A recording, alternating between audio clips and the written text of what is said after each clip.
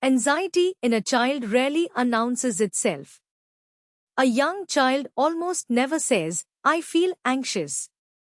Instead, it wears a disguise.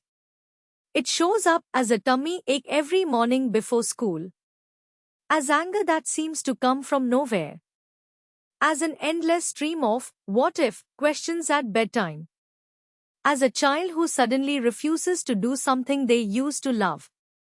We see the behavior, and we miss the fear underneath it. And here is the clearest signal to watch for, the one that matters more than any single worry. It is not the worry itself. It is how much that worry is quietly shrinking the life your child is willing to live. If you have felt a knot of concern about this, you are not imagining it, and you are far from alone. The data backs up the instinct. About 1 in 5 children has a diagnosable mental health condition, and anxiety is the most common of them all, affecting roughly 1 in 10 children, and climbing to about 1 in 7 teenagers. There is also a timing detail every parent should know. The most common age for anxiety to take root is around 11, often in those preteen years, just as a child stands at the edge of adolescence. That makes this window precious. Anxiety noticed and gently supported now is far easier to ease than anxiety left to deepen through the teenage years. Sikhi has never treated a fearful, restless mind as something to simply toughen out of a child. The Guru spoke again and again of the Chanchal man, the wandering, anxious mind, and of the calm that comes when it finally finds something steady to rest on. Guru Arjan Dev Ji put it with striking directness. "I set aside all other remedies," he wrote, "and took the medicine of the Naam, and my mind grew cool and calm." The word he used was daru, medicine. Sikhi is comfortable with the language of healing. But notice what it does not say. It never claims this is the only medicine a person will ever need. And that matters here, because the hard truth about childhood anxiety is this: even though it is highly treatable, as many as 70% of young people who need help receive little or none. Waiting lists are long. Services are stretched. Which is exactly why what you do at home, every ordinary day, matters so much. So here are the tools clinicians most often coach parents to use. The first is to validate the feeling, without dismissing it, and without inflating it. The instinct to say, "Don't be silly, there's nothing to worry about," comes from love. But to an anxious child it lands as, "My feeling is wrong, and I am alone with it." The opposite, getting alarmed alongside them, teaches that the danger is real. The middle path is a simple, steady 3 steps. Name it, "You're really worried about that test." Accept it, "That makes sense, lots of people feel this way." And steady it, "I'm right here, let's breathe through it together." You are not agreeing that the threat is huge. You are telling your child that the feeling is allowed, and that they are not facing it alone. The second tool is the single most important idea in all of childhood anxiety, and the most counterintuitive. When something frightens a child, every instinct says, "Protect them from it." But avoidance is the fuel anxiety runs on. Each time a child escapes the thing they fear, the fear grows a little stronger, and their belief in their own ability to cope grows a little weaker. The antidote is gentle, gradual exposure, facing the worry in small, winnable steps, with you right alongside, so the child collects real evidence that they can do it. A child frightened of the school gate doesn't need to be kept home. They need a ladder of tiny steps. Walk to the gate today, into the classroom tomorrow, stay 10 minutes longer the day after.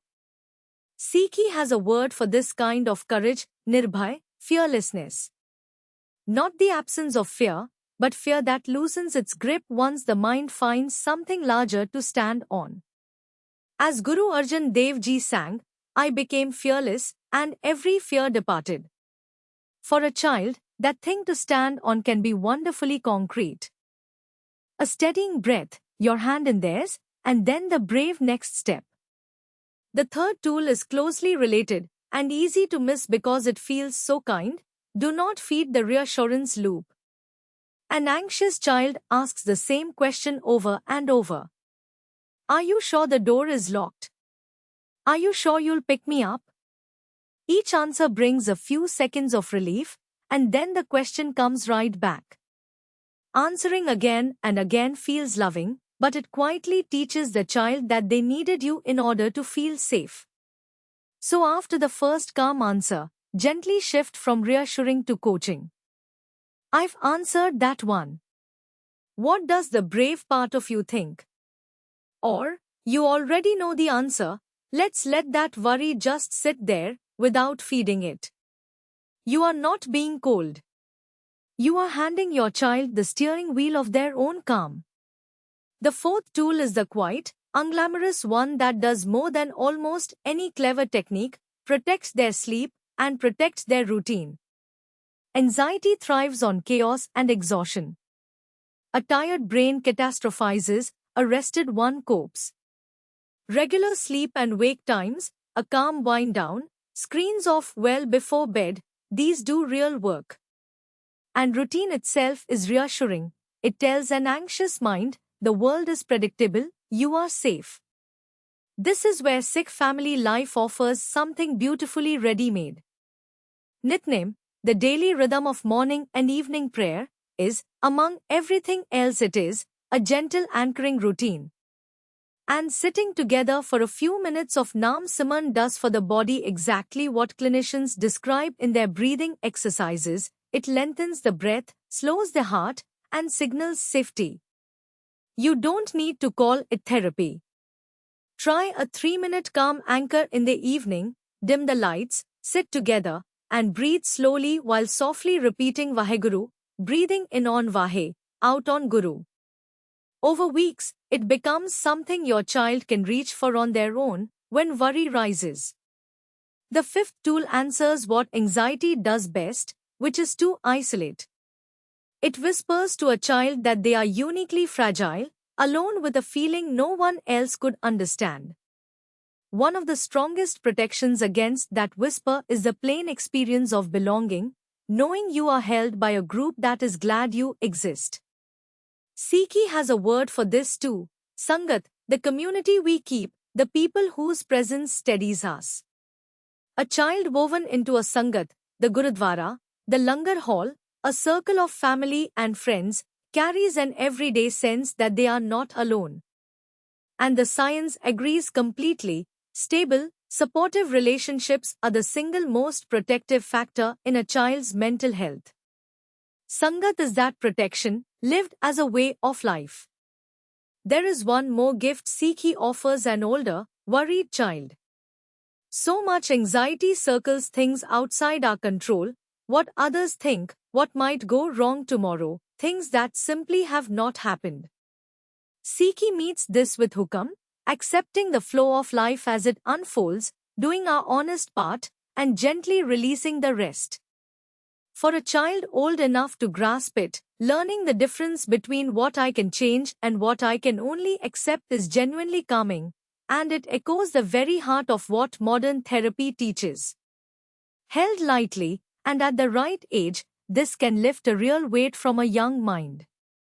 Now, the most important thing of all. These home tools are powerful, but they are not the whole answer. Please reach out to your doctor or a child mental health professional if the anxiety lasts most days for weeks without easing, if it stops your child going to school, sleeping, eating, or seeing friends, or if it ever brings talk of not wanting to be here. And if your instinct is simply telling you something is wrong, that instinct is worth listening to. Asking for help is not a failure of parenting, and it is not a failure of faith. The gurus themselves honored the healer's craft.